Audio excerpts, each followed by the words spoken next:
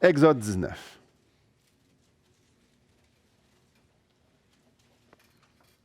Qu'est-ce que Dieu s'attend de nous? J'aimerais prendre quelques secondes, vous le demander, qu'est-ce que Dieu s'attend de nous? Qu'on le fasse connaître. Qu'on le fasse connaître, oui. Qu'on l'aime. Qu'on lui soit fidèle. Obéissance. Qu'on l'adore. Oui, exactement. Qu'on le craigne. Qu'on soit saint. Alors, on pourrait continuer de même pas mal longtemps. Et c'est toutes des bonnes réponses. Première chose qu'il nous demande, c'est de l'aimer. La deuxième chose qu'il nous demande, c'est d'aimer son prochain. Il nous demande de le servir. Il nous demande d'haïr le monde, d'haïr le péché, de le faire connaître. Et la liste d'impératifs dans la Bible, l'impératif que ce que nous devons faire est énorme. Et celui qui vient le plus 1 Pierre 1,16 nous dit, probablement, ce n'est pas tout le monde qui le connaisse par cœur, mais ça dit quelque chose comme « Soyez saints car je suis saint ». OK, il faut que je sois saint. Le mot « saint » ici implique une notion de parfait. Soyez parfait parce que moi, je suis parfait. Ben oui. Ouais, essayez donc ça cette semaine d'être parfait. Combien de versets dans la Bible est là pour nous stimuler à se consacrer? Des versets comme « Je vous exhorte donc, frères, par les compassions de Dieu, à offrir votre corps comme un sacrifice vivant. Offre-toi à Dieu. » Dans Éphésiens chapitre 4, verset 1, on lit « Je vous exhorte donc, moi, le prisonnier dans le Seigneur, à marcher d'une manière digne de la vocation qui vous a été adressée. » Là, on en lit, il y en a. Puis là, si vous êtes comme moi, on réagit comment à ça? Trop souvent, on va dire, bon, ben là, on va se forcer. On va se donner un coup de pied au derrière, puis OK, là, on redouble d'efforts. Oui, parfait, oui. Si Dieu me demande d'être saint, je ne peux pas l'être, mais au moins, je vais donner ma meilleure shot, je vais me forcer au moins à l'être. Je vais faire mon possible. Fait que là, on va commencer à combattre. On va commencer à combattre la colère, si vous êtes colérique. L'impatience, le monde, le matérialisme, la cupidité, la convoitise, l'inquiétude. La liste aussi pourrait être longue de ceux-là. Là, en même temps, là, OK, il faut que je sois spirituel. Je vais lire encore un peu plus ma Bible. Je vais lire un peu plus de livres. Il faut que j'élève bien mes enfants. Je vais me forcer. Je vais élever bien mes enfants. Je vais aimer ma femme. Il faut que je sois un bon témoin. Et la liste pourrait être encore super longue. Avez-vous remarqué qu'on est rarement à la hauteur? Moi, en tout cas, je me regarde souvent dans le miroir et je dis « Ouais ». Là, je réalise que je dis souvent cette illustration-là. Je ne me regarde pas si souvent que ça dans le miroir. Oui, je me regarde dans le miroir, mais pas dans ce sens-là. Mais souvent, je me dis « Ouais. Il me semble que tu pourrais en faire un peu plus. » Ah, là, tu fais la fin de la journée, à la fin de ma semaine, puis à la fin du mois, puis je dis « Ouais, je n'ai manqué des bonnes, hein? » Ouais. C'est comme, peu importe l'intensité qu'on met pour mettre le lion en cage, on dirait que le lion trouve toujours le moyen de sortir, puis qu'on arrive, puis on fait « Ouais, encore. » Évidemment, notre grand désespoir, on n'est jamais fiers de ça. Si on est sérieux dans notre marche chrétienne, puis on dit « OK, on redouble d'efforts », puis c'est inévitable qu'on va encore faire encore les affaires qu'on veut encore plus faire. Puis la plupart d'entre nous gérons la défaite de la même façon. Je suis donc pas bon. Culpabilité. Culpabilité, sentiment de défaite. Je suis le pire des chrétiens. Puis là, quand tu dis à quelqu'un, non, c'est moi le pire, non, tu comprends pas. Là. C'est vraiment moi le pire chrétien. Puis là, souvent, ça va arriver, après ça, on va avoir des déserts. Parce que là, quand tu tombes puis tu vis dans la défaite, c'est tellement dur de revenir et d'aller debout. Fait qu'on dit, oh, pas bon. Soit on va descendre les bras. Puis ça va être, je suis résolu à vivre de même. Tu regardes mon arrière-plan, comment j'ai été élevé, ici, ma situation, peu importe, je regarde, je suis juste plus bon. Pour ensuite, après un petit bout de temps ou après une repentance, après qu'on ait expérimenté quelque chose, bon, OK, c'est correct, on se relève debout, puis on s'essuie, puis on recommence, là, let's go, on continue à se battre. Puis si vous vous êtes sauvé depuis plus d'une semaine, vous savez ce qui arrive après. Ceux qui ont ri savent exactement ce que je veux dire. Ah, ça recommence. Ce que j'ai remarqué, c'est que plus que ce cycle-là recommence, plus que le sentiment d'être jamais à la hauteur devient pesant. Et que c'est pesant. Puis souvent, la tendance, ça va de se refroidir. Puis là, les déserts qui sont... On ne paraît pas ce désert, c'est rendu une face... On se sent à l'aise là-dedans, s'allonger. Puis souvent, combien de personnes ici connaissaient? Au moins 10 personnes que depuis que vous êtes sauvés, ils étaient à l'Église puis ils ne sont plus à l'Église. Levez votre main, tous ceux qui ont vu du monde partir. Ah, tout le monde. Super. Unanime. Souvent, c'est l'abandon parce que c'est drôle, moi, quand je suis plein, je suis tout sale, je me sens pas bien. Puis normalement, après une semaine ou deux, je vais aller me laver. C'est plus vite que ça d'habitude.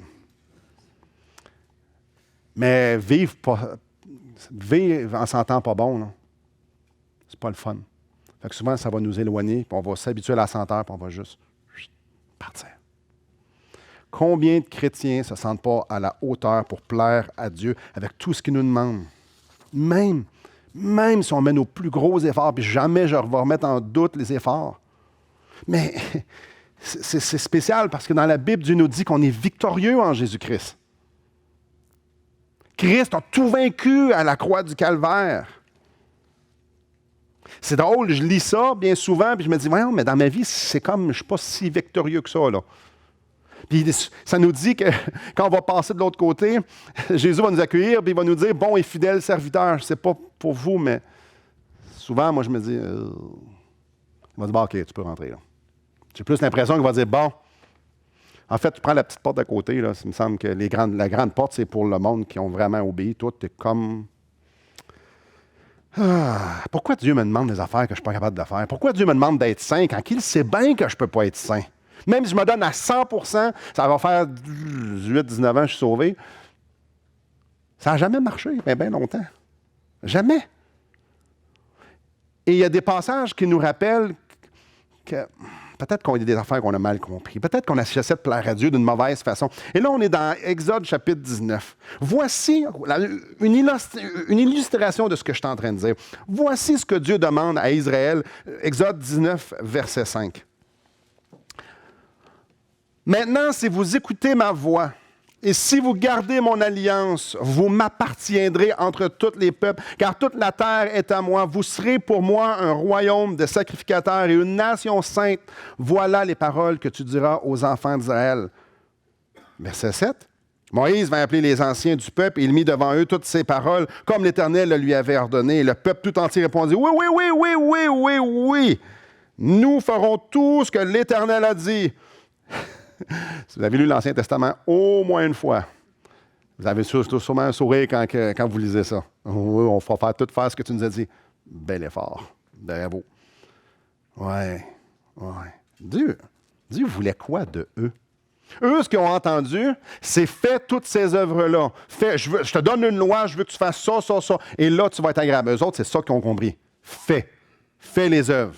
Venez avec moi dans Deutéronome chapitre 6. Mais est-ce que c'est vraiment ça que Dieu voulait dire?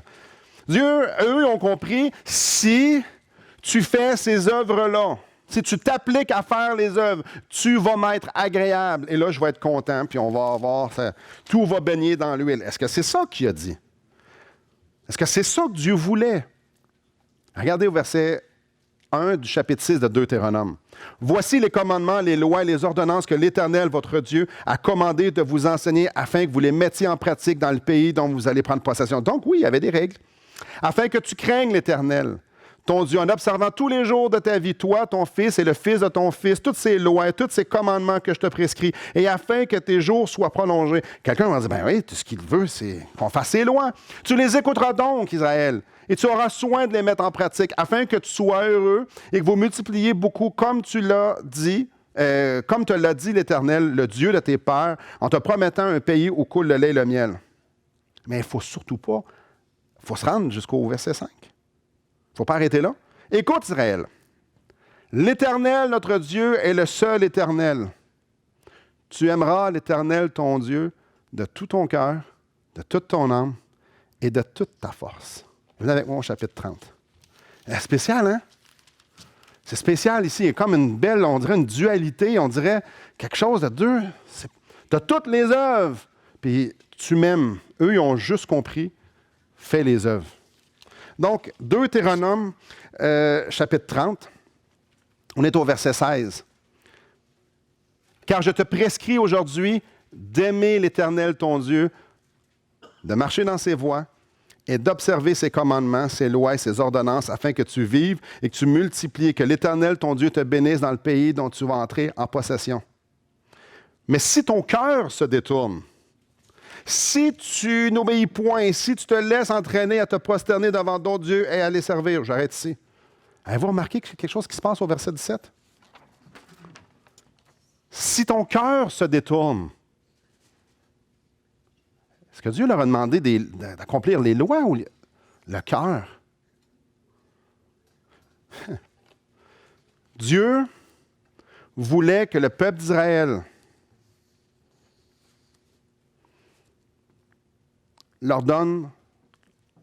lui donne leur cœur. Dieu voulait que le peuple d'Israël reconnaisse qu'il est impossible pour eux d'atteindre la sainteté. Puis qu'ils se tournent vers Dieu par la foi de dire « Tu as un plan pour moi pour me sauver parce que moi, je ne suis pas capable. Je regarde tes lois, je ne suis pas capable. Mais c'est toi, je veux. On veut toi, l'Éternel. On veut toi, Dieu. Mais on regarde tes lois puis on n'est pas capable. On a foi que tu vas apporter un plan de rédemption, un plan pour nous sauver. » Dieu voulait leur cœur. Et Dieu voulait que les Juifs voient qu'il y a un seul moyen de plaire à Dieu. Le cœur. Mais eux, qu'est-ce qu'ils ont fait? Venez avec moi dans Romains chapitre 9. Eux, qu'est-ce qu'ils ont fait? Ils ont vu les lois, mais ils ont vu, oh, on va se forcer. Ils ont travaillé de mieux en mieux, mais ils n'ont jamais réussi. Mais jamais, mais quand je vous dis jamais, vous irez lire Juge, après quelques chapitres, vous allez dire, wow. Ils n'ont jamais réussi à tout faire la loi. Ils n'ont jamais réussi à tout enlever les idoles de leur cœur, encore moins les idoles, les petites statuettes qu'il y avait. Non. Ils n'ont jamais réussi. Dieu ne les a jamais applaudis, dire « Hey, enfin, là, vous êtes parfaits. » C'est jamais arrivé. Chapitre 9, verset 30. Que dirons-nous donc? Les païens qui ne cherchaient pas la justice ont obtenu la justice qui vient de la foi. Écoutez bien, tandis qu'Israël, qui cherchait une loi de justice, n'est pas parvenu à cette loi. Ils n'ont pas réussi. Pourquoi? Parce qu'Israël la cherchait non par la foi, mais comme provenant des œuvres. Ils se sont heurtés contre la pierre d'achoppement. Eux autres, ils pensaient que c'était la justice, que leur salut viendrait par l'accomplissement de la loi. Ils pensaient qu'eux autres, ils pourraient plaire à Dieu. Eux autres, ils voulaient s'approcher à Dieu avec leurs œuvres, puis que Dieu fasse « Ah, hey, je suis donc content de toi. Hey, que tu travailles bien, toi. » Eux autres, c'est ça qu'ils pensaient. C'est ça qu'ils voulaient. Et ils pensaient pouvoir se présenter à Dieu avec des œuvres, en pensant que leurs œuvres étaient bonnes. Fait qu'est-ce qu'ils ont fait? Hey, ils se sont forcés. Tout de suite après avoir dit ça, là, au chapitre 19 d'Exode, ils ont dit « OK, là, on va se forcer. Là. » Ça n'a pas pris long, hein? Boum, ils ont tombé. Qu'est-ce qu'ils ont fait? Ils se sont repentis, ils se sont relevés. On bataille encore. Qu'est-ce qui est arrivé? Boum, ils ont retombé. Ils ont Ils ont même enseigné à leurs enfants comment tomber. Puis comment dire, ils ont appris à leurs enfants, dire, là, tu te relèves debout, puis on réessaye encore plus fort. Puis on dit, ben là, quand on tombe, on tombe. Puis là, quand on est vraiment mal pris, on crie à Dieu, puis Dieu va nous aider encore. Puis regarde comment Dieu nous a délivrés. Allez, lève-toi debout encore, puis encore, puis encore. Puis qu'est-ce qui est arrivé? Ils ont tombé, puis encore tombé. Puis ils se sont éloignés. À un tel point qu'alors même que Dieu est venu pourvoir à ce sauveur extraordinaire, ils étaient tellement éloignés, tellement habitués dans leur péché qu'ils ont dit « Crucifie-le, crucifie-le, crucifie-le ». Ils étaient en train d'être sauvés. Le sauveur du monde était là. Leur rédempteur était là. Et eux, ils ont dit « Crucifie-le ». Ils étaient-tu dans le champ? Ils n'ont jamais compris ce que Dieu voulait. Ils n'ont jamais compris. Dieu ne voulait pas qu'Israël essaie d'être parfait. Dieu voulait leur cœur. Dieu ne voulait pas des œuvres. Dieu ne voulait pas que son peuple essaie d'impressionner Dieu. Non, non, non. Ils ont complètement oublié que leur cœur était comme un vêtement souillé, comme on lit dans Ésaïe 64. Leur connaissance était au niveau intellectuel. Leur connaissance n'a jamais descendu dans leur cœur. Puis eux, ils regardaient à Dieu et ont dit, on va essayer de t'impressionner. Puis quand ils n'étaient pas capables, ben là, ça n'allait pas bien. Dans tout ce temps-là, Dieu voulait leur cœur. Dieu n'a jamais voulu qu'ils redoublent d'efforts puis qu'ils essaient encore plus fort. Non, non, c'était le cœur puis le cœur. Ça, c'est dans l'Ancien Testament. Regardons un deuxième exemple. Deuxième exemple, avec moi, dans Éphésiens. Deuxième exemple de ce que Dieu nous demande réellement. Je pense que vous avez déjà commencé à comprendre. En 53, Paul fonde l'Église d'Éphèse. Pas longtemps après, il part. Mais il revient en 54-55. Si vous ne vous souvenez pas des dates, il n'y aura pas de test à la fin, c'est pas grave, là. Puis il nous dit dans Acte 20 qu'il est resté là 3 ans enseignant jour et nuit avec l'âme. Imaginez Paul dans l'Église, il enseigne jour et nuit, passionnément. Imaginez l'information qu'on pourrait avoir de Paul. Je vous garantis, je serais assis et je l'écouterais. Jour et nuit. Donc les gens d'Éphèse, là, c'était du monde qui en connaissait beaucoup. Non seulement qu'ils en connaissaient beaucoup, ils ont vu Paul agir. Ils ont vu toute l'équipe de Paul agir. Ils ont vu puis ils ont accès. Wow, c'était incroyable. Et on voit, après ces 3 ans-là, quand Paul part, leur dit, je vous ai enseigné tout le conseil de Dieu. On voit ça dans Acte 20. Je vous ai tout dit ce qui avait à être dit. Imaginez, après 3 ans, il avait tout couvert. Aïe, aïe. Mais Éphèse, c'était une église spéciale. La lettre que vous avez entre les mains n'est pas écrite à une bonne église. L'église d'Éphèse, on comprend ici là, qu'il y a quand même un certain problème dans cette église-là, parce que les 3 premiers chapitres, ceux qui connaissent la lettre, ils parlent de la vie chrétienne, ils parlent du salut, de la fondation de leur salut. Imaginez, ils s'adressent à des chrétiens qui ont entendu entre 2 et 3 ans. Et là, ce n'est pas 20 ans plus tard, là, c'est entre 5 et 8 ans après que Paul soit parti. Paul leur réécrit la base du salut. Oh! Non seulement ça, les 3 autres chapitres, c'est l'ABC du chrétien. Donc, 3 chapitres de salut, la fondation et tout, comment Dieu, le plan de Dieu là-dedans, puis après ça, comment ça se met en application. Hey, c'est du monde, il connaît, il a pleuré avec eux autres qu'on lit dans Acte 20. Mais regardez bien ce qui me fascine, un petit verset, juste quelques petites expressions dans Éphésiens chapitre 1, verset 18. Paul est en train de prier ici. Il est en train de prier qu'il illumine les yeux de votre cœur. Pour moi, ça, ce n'est pas un compliment. Parce que si les yeux du cœur ne sont pas illuminés, ça veut dire qu'il fait pas mal noir. Si je vous dis ouvrez vos yeux, ça implique quelque chose. Ça veut dire qu'il était préalablement fermé. C'était des chrétiens qui, en quelque sorte, marchaient par la chair, les yeux fermés. Qu'est-ce que Paul fait? Bon pasteur. Il dit, Timothée, tu t'en vas à Éphèse. Fait qu'il envoie Timothée. Timothée, c'est pas un pied de céleri, là. Timothée, c'est un compagnon de Paul. Lui aussi, il a tout entendu l'histoire. Puis lui aussi, regarde, lui, c'est un choisi de Dieu. Timothée, c'est un gros wow. Il s'en va à Éphèse. Ça tourne-tu bien? Je pense que vous avez 2 livres. 1 Timothée, 2 Timothée. Pour encourager Timothée dans son ministère à Éphèse.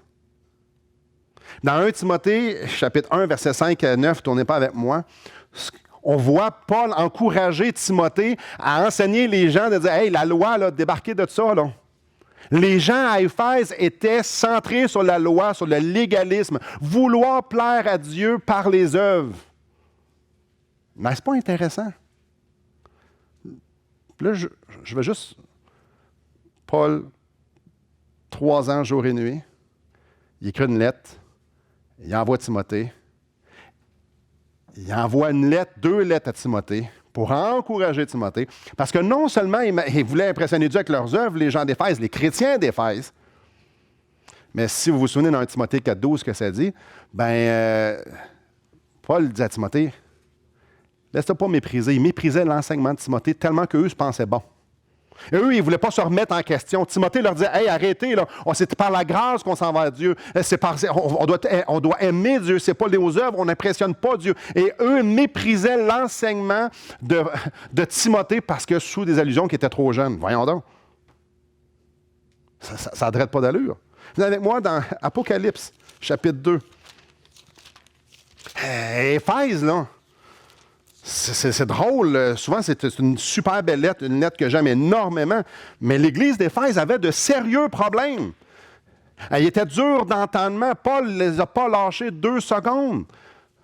Vous essayez d'impressionner Dieu. Votre religion est bien belle. Ça, c'est de la bouche de Paul. Mais ce n'est pas de même que vous allez plaire à Dieu. Vous essayez de plaire à Dieu avec la loi. Vous essayez de plaire à Dieu avec tous vos efforts de vous conformer à ce que vous pensez vous devez vous conformer. Mais ça n'a pas rapport avec ça. Aimez Dieu. Concentrez-vous sur adorer Dieu, l'auteur de l'Évangile. Ah, ils n'ont rien compris. Ça a commencé en 53, cette église-là. 30 ans plus tard, c'est pas très loin, là. Jean écrit Apocalypse. Apocalypse, chapitre 2. Jésus, Paul, ça n'a pas fonctionné. Timothée, ça n'a pas fonctionné. Jésus s'adresse à l'église d'Éphèse. Écrit à l'ange de l'église d'Éphèse. Voici ce que dit celui qui tient les 7 étoiles dans sa main droite, celui qui marche au milieu des 7 chandeliers. Je connais tes œuvres, ton travail et ta persévérance. Il était bon. Il y avait des bonnes œuvres.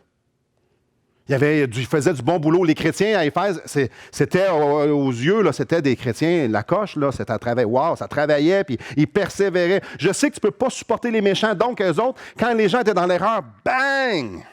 Non, c'est une hérésie, vous n'êtes pas correct. Ils étaient bons là-dedans. Que tu as éprouvé ceux qui se disent apôtres, mais qui ne le sont pas, tu les as trouvés menteurs. C'était pas une église très, très mauvaise à mes yeux ici. Que tu as de la persévérance. Encore, il dit 2 fois. Imaginez-vous comment il y en avait. Il ne lâchait pas. Une locomotive qui n'arrête pas. Tu as souffert à cause de mon nom. Puis que tu t'es point lancé, puis persévérance. On s'entend. Ça ressemble pas mal. Tu as souffert pour le nom de Jésus-Christ. Les gens d'Éphèse se faisaient persécuter. Et ça, c'est Jésus, l'alpha, l'oméga. C'est Jésus qui leur a dit. Je reconnais ça, là. Je reconnais. Vous en savez des affaires. Puis vous êtes capable de découvrir le faux. Puis vous êtes travaillant. Puis vous en faites des belles affaires. Puis probablement que tous les hommes applaudissaient à l'église d'Éphèse. Wow! Mais Jésus dit, j'ai rien qu'une affaire contre toi. C'est que tu as abandonné ton premier amour. Oh. Aïe, aïe. Les chrétiens d'Éphèse avaient la même attitude que le peuple d'Israël. Tu fais tout correct, mais tu ne m'aimes pas. Et je te demande de m'aimer, je ne te demande pas de faire des œuvres. Aime-moi. Je ne te demande pas des œuvres. Peut-être dans votre tête, ça fait peut-être les fils ont de la misère à coller, mais regardez ce que Jésus dit à Éphèse. Vous faites tout correct. Tout. Vous avez même souffert. Vous avez peut-être même qu'il y en a qui sont morts. Vous avez tout fait. Mais vous ne m'aimez pas.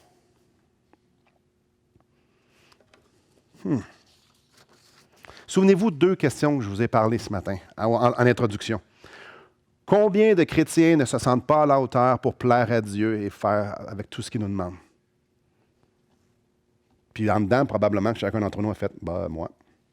T'en souvenez quand j'ai dit tantôt, qu'est-ce que vous pensez de l'accueil de Jésus quand il va nous dire, bon et fidèle serviteur, rentre dans la joie de ton maître? Qu'est-ce qu'on a dit? Moi, j'ai plus l'impression que rentre ici, c'est correct, tu peux rentrer, ou passe par la porte d'en arrière, puis vous dites, moi, ça va être la porte d'en arrière, c'est sûr. Pourquoi qu'on pense comme ça? Parce qu'on n'en fait pas assez? Parce qu'on tombe trop souvent? Pourquoi? Parce qu'on a de la misère à plaire à Dieu? Qu'est-ce que Dieu a réellement dit de la façon qu'on devait lui plaire? C'est quoi que lui a dit?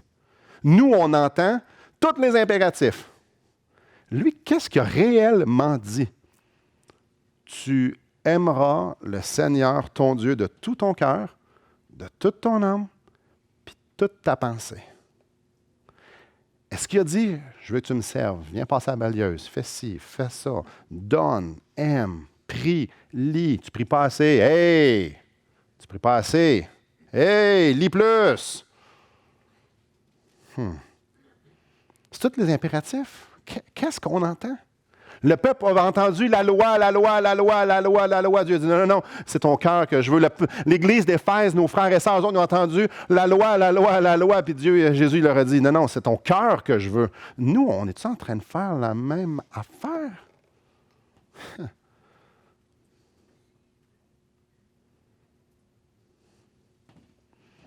Bon, mais Simon, t'en fais quoi des œuvres? Ah, je t'ai débalancé ton affaire matin. Des œuvres, ils en parlent pas mal. Ils sont là, les impératifs. On va laisser encore Jésus répondre. Si vous m'aimez, gardez mes commandements. Avez-vous remarqué que ce n'est pas garder mes commandements?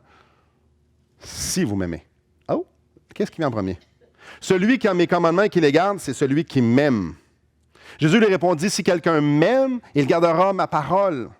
Nous connaissons que nous aimons les enfants de Dieu lorsque nous aimons Dieu et que nous pratiquons ses commandements. Car l'amour de Dieu consiste à garder ses commandements. Là, nous, on entend juste commandements. Il faut que je fasse ses commandements, il faut que je fasse ses commandements.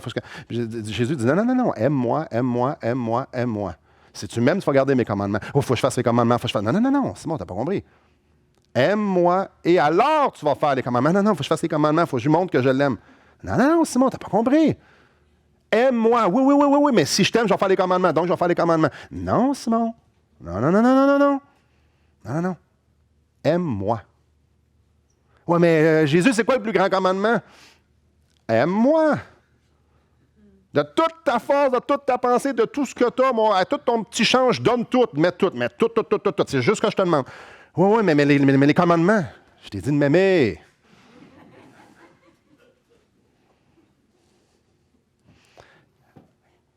Oui, mais les œuvres là-dedans, Simon. Ah, les œuvres, revenons-en aux œuvres.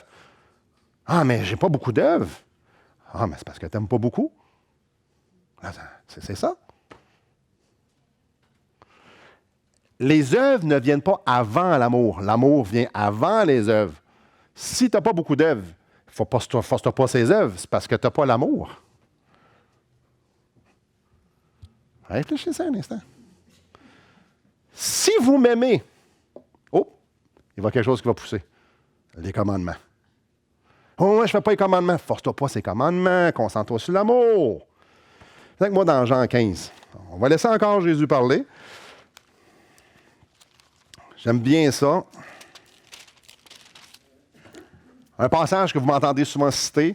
Mais là, on va le lire. On va se gâter un peu. Regardez bien ça, comment c'est simple. Je suis le cep, je suis le tronc d'arbre. Jean 15, 5. Je suis le cep, je suis le tronc d'arbre. Vous êtes les sarments, vous êtes les branches. Celui qui demeure en moi et en qui je demeure, là, on s'entend la branche collée sur un arbre, sur le tronc. C'est de ça qu'on parle. Là. Celui que la branche est bien collée sur le tronc, d'autres mots, porte beaucoup de fruits. Car sans moi, vous ne pouvez rien faire. Lui, il est le tronc. Moi, je suis la branche. Si je suis bien collé, il va se produire bien des affaires. Il va se produire du fruit. Mais si je ne suis pas collé, il ne va rien se produire parce que faut que je sois collé. Qu'est-ce qui vient en premier? Les fruits ou être collé? Dieu ne veut pas qu'on essaie de lui être agréable. Regarde les fruits, Seigneur, regarde les fruits. Ça dit, sans moi, vous ne pouvez rien faire. C'est moi qui vais y produire les fruits. Il n'y a pas besoin d'être impressionné par les fruits qu'on n'est pas capable de produire. Non, non.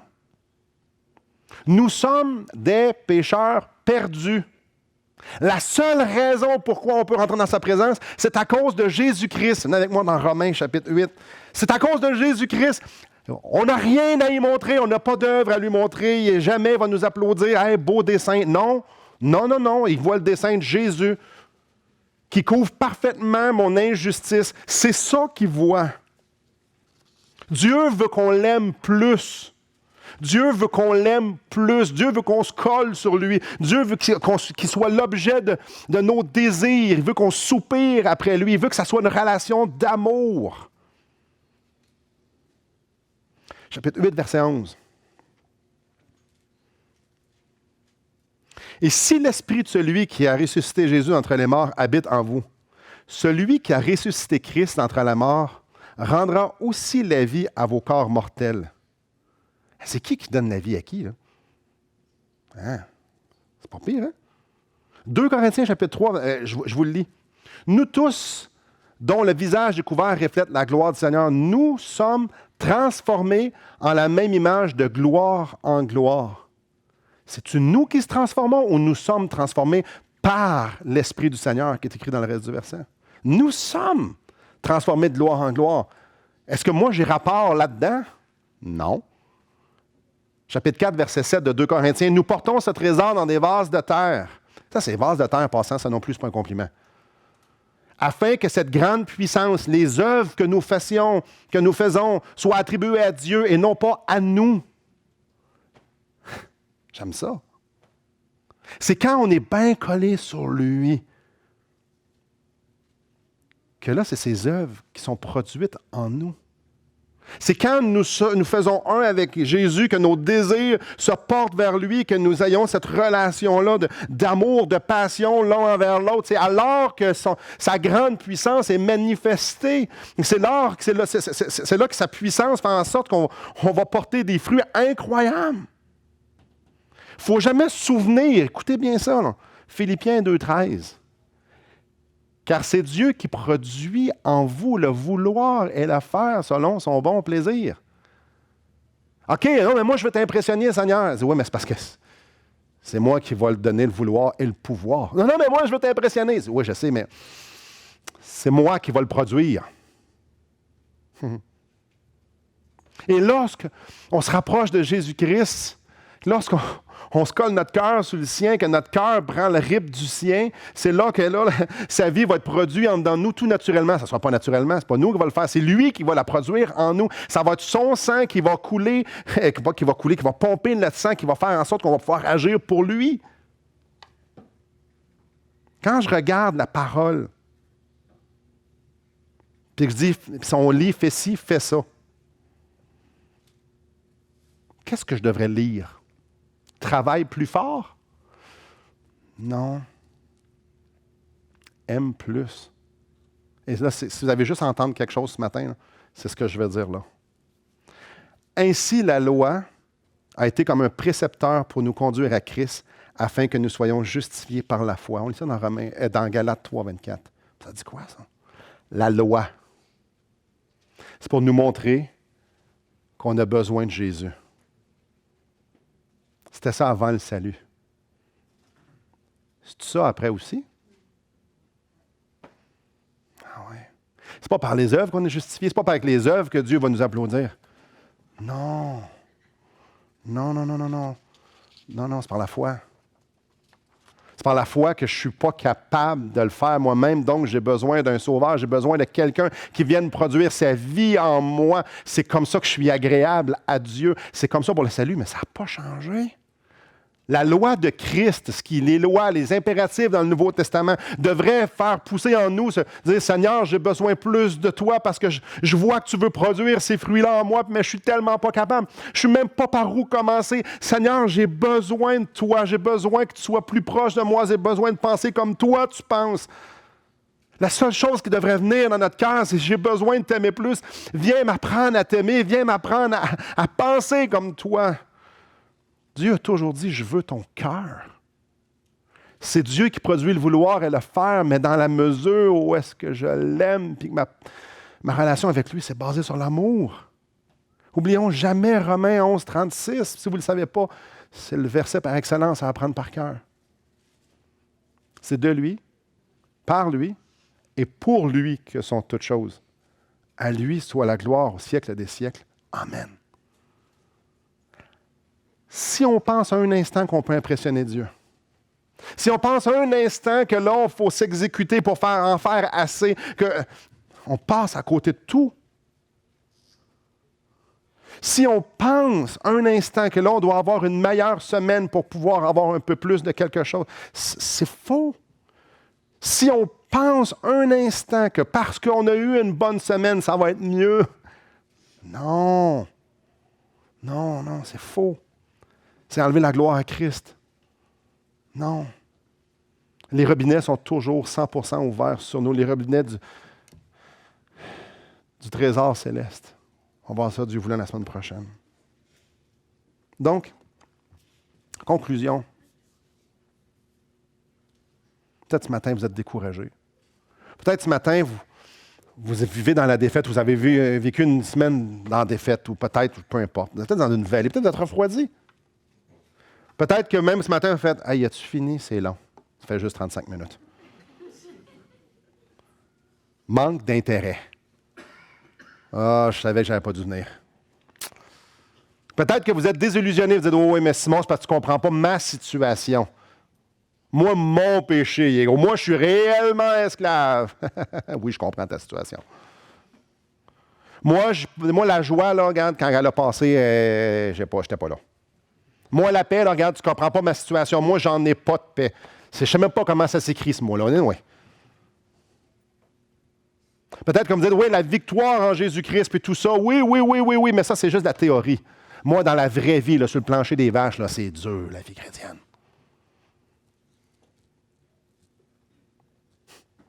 Peut-être que vous dites, oui, mais moi, je la connais, la vie chrétienne, puis...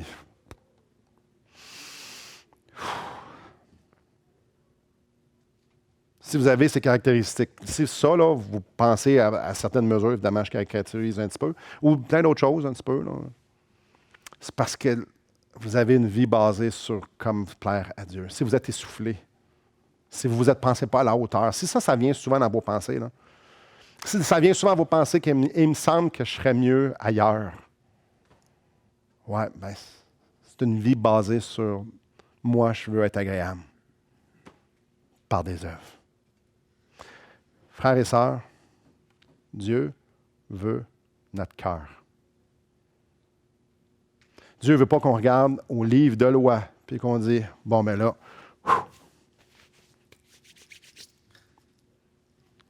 page 1. OK, on se force. C'est pas ça qu'il veut. Dieu veut qu'on rouvre le livre de loi puis qu'on fasse. Non. Ferme le livre de loi. Je ne suis pas capable de rien faire de ça. Tu veux que je pardonne? Tu veux que j'ai de l'amour pour mes ennemis? Souvenez-vous ce que j'ai dit juste avant de commencer. Non. Non. Ça, c'est trop dur. Tu veux que j'aille parler à mon voisin? Arrête, il pourrait m'haïr. Tu veux, peu importe. Tu veux que je lâche ce péché-là?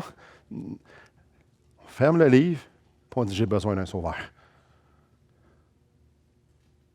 Seigneur, j'ai tellement besoin de toi parce que je vois en moi une loi qui lutte contre toi. Je vois en dedans, là, il y a un lion qui veut tout manger, ce qui est mon amour pour toi. Viens faire ton œuvre. Viens, j'ai besoin de toi. J'ai besoin de ta présence. Seigneur, viens me donner cette puissance-là par ton Esprit Saint. Viens.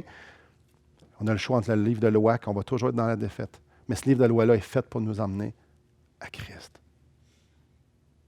À Christ. En terminant, venez avec moi dans Hébreux chapitre 12. Dieu veut notre cœur. Notre cœur. Puis alors, vous allez partir d'ici. Vous allez dire, ouais, mais ça va encore mal dans ma vie. Ouais.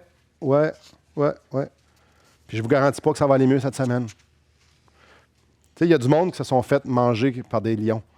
Ça n'allait pas bien pour eux autres non plus. Il y en a qui se sont fait brûler vivants. Il y en a qui ont vu leurs enfants se faire brûler vivants parce qu'ils étaient des chrétiens. Dieu ne nous a jamais dit, je te promets une vie parfaite sans tracas. Il m'a dit, viens, on va faire ce bout de chemin-là ensemble. Je t'aime, puis je vais être là. Tu vas être un témoignage, je vais faire des œuvres incroyables. Quand j'ai appris la tuerie en Oregon, il y a 9 jeunes qui ont dit, oui, moi, je suis chrétien. Aïe, aïe, ils se sont fait tuer parce qu'ils étaient chrétien. On pourrait dire, ah, c'est injuste. Non. Partout à travers le monde, il y a eu un témoignage pour Jésus-Christ. Et ces 9 jeunes-là là, sont au ciel en train de louer le Seigneur. La mort, c'est pas la fin, c'est le début. C'est pas le début, mais c'est... Fait que nous, on va dire, hey, c'est grave. Non, c'est pas grave. Le nom de Jésus-Christ a été proclamé. On dit, ma vie est moins importante que l'Évangile. Wow! Je vais proclamer que je suis un chrétien.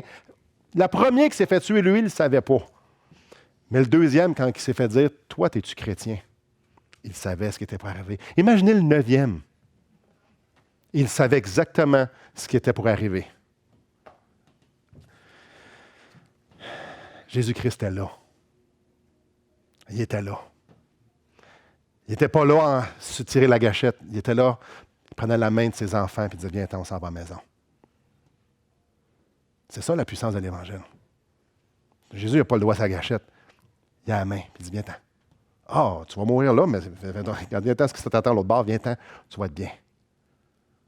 Puis ces jeunes-là, ils ont vu les regards sur Jésus, puis ils ont eu assez de foi pour avancer. Il n'y avait pas de loi qui disait, tu vas dire oui. Ces jeunes-là, il y avait une passion pour Jésus-Christ qui a fait en sorte qu'ils ont pu être un témoignage, a fait en sorte que Christ a pu avoir un témoignage incroyable. C'est ce qu'on lit dans le chapitre 12, versets 1 et 2. Nous donc aussi, puisque nous sommes environnés d'une si grande nuée de témoins, rejetons tout fardeau et le péché qui nous enveloppe si facilement et courons avec persévérance dans la carrière qui nous est ouverte, ayant les regards sur Jésus. Pas sur les circonstances, pas sur le péché, pas sur nos souffrances, pas sur rien. Les regards sur Jésus, pas sur la loi, pas sur la culpabilité. Les regards sur Jésus, parce que lorsqu'on regarde à Jésus, il va susciter la foi, puis il va l'amener à la perfection. C'est l'œuvre de Jésus-Christ qui fait en sorte qu'on va pouvoir être victorieux et porter quelconque fruit qu'on a apporté. Délivrance du péché ou dire oui, je suis chrétien. Peu importe ce que c'est. Peu importe ce que vous allez vivre cette semaine ou ce que vous avez vécu. La seule réponse, la seule façon, ce que Dieu nous demande, ça fait juste me regarder. Aime-moi, regarde-moi, je vais te donner ce qu'il faut. Ça brasse, regarde-moi.